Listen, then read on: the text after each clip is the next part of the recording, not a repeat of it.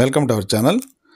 ఆంధ్రప్రదేశ్లో స్వయం ఉపాధి పథకాల కింద ఎస్సీ, ఎస్టీ, బీసీ, ఈబీసీ, అలాగే కాపు కార్పొరేషన్, బ్రాహ్మణ కార్పొరేషన్, క్షత్రియ, వైశ్య తదితర కార్పొరేషన్ల ద్వారా రుణ సదుపాయం కల్పించడం కోసం ఆంధ్రప్రదేశ్ ప్రభుత్వం నోటిఫికేషన్ ఇష్యూ చేసింది.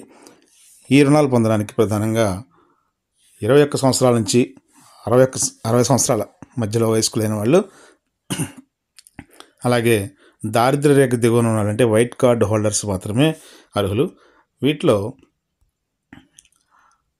రకరకాల రుణాలు ఉన్నాయి. వీటిలో మీరు ఎంచుకునే యూనిట్ని బట్టి ఆ రుణం ఇవ్వడం అనేది జరుగుతుంది. ఈ స్కీముల్లో ప్రధానంగా చూస్తే అగ్రికల్చర్ బేస్డ్గా ఉంటాయి కొన్ని. వీటిలో ట్రాక్టర్సు, అలాగే ట్రాక్టర్ ఇంప్లిమెంట్సు, ఇంకా వ్యవసాయం సంబంధించినటువంటి పరికరాల సరఫరా చేస్తారు.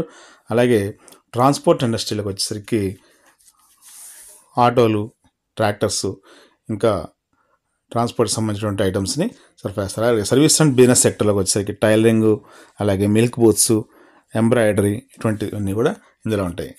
వీటికి దరఖాస్తు చేసుకోవడానికి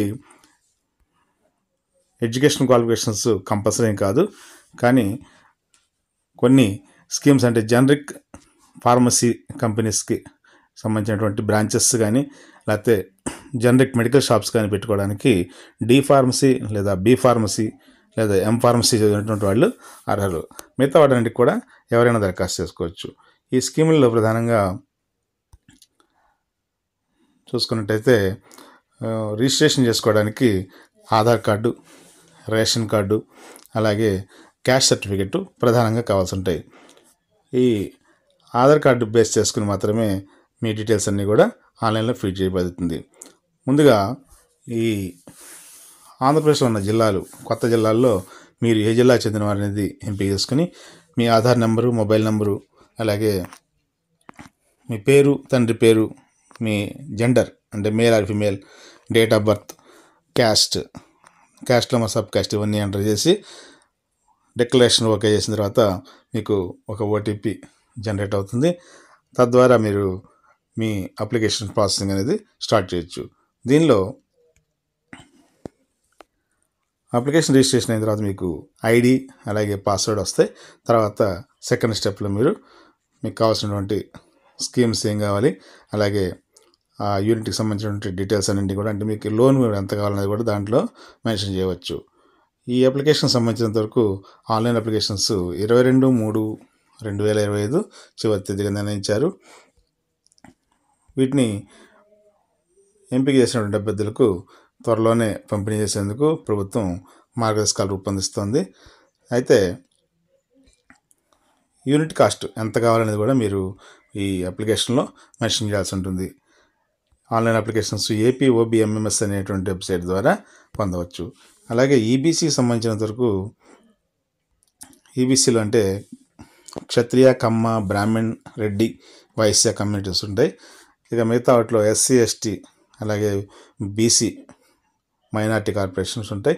కాపు కార్పొరేషన్ కూడా సపరేట్గా ఉంది. వీటిలో మీకు ఏ కార్పొరేషన్ ద్వారా మీకు లోన్ కావాలనుకుంటున్నారో ఆ కార్పొరేషన్ సంబంధించినటువంటి ఆప్షన్ సెలెక్ట్ చేసుకుని మీ అప్లికేషన్స్ని సబ్మిట్ చేయాల్సి ఉంటుంది.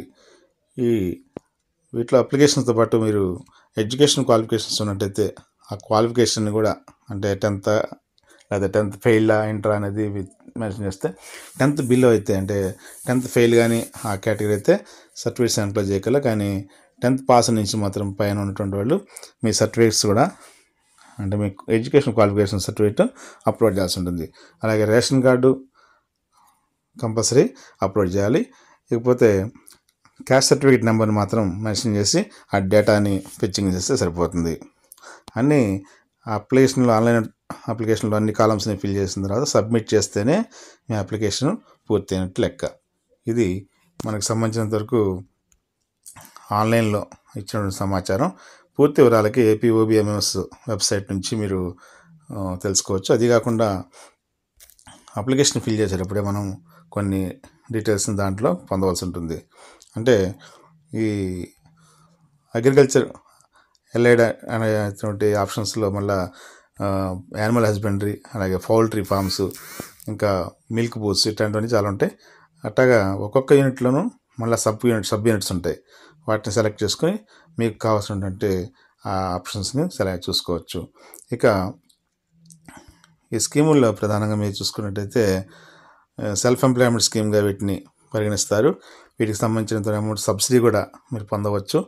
ఈ సబ్సిడీ అమౌంట్ మీకు అమౌంట్ పూర్తిగా బ్యాంకు నుంచి మీకు లోన్ వచ్చిన తర్వాత ఆ లోన్ నుంచి మీరు తిరిగి కొంత చెల్లించాల్సి ఉంటుంది. అంటే సబ్సిడీ పోను మిగతా అమౌంట్ని చెల్లించాల్సి ఉంటుంది. ఈ వివరాలని కూడా మీకు సెలెక్ట్ అయిన తర్వాత బ్యాంకర్స్ అలాగే ఆ సంబంధిత కార్పొరేషన్ అధికారులు మీకు వివరంగా తెలియజేస్తారు. ఇది ఈ కార్పొరేషన్ సంబంధించిన సమాచారం.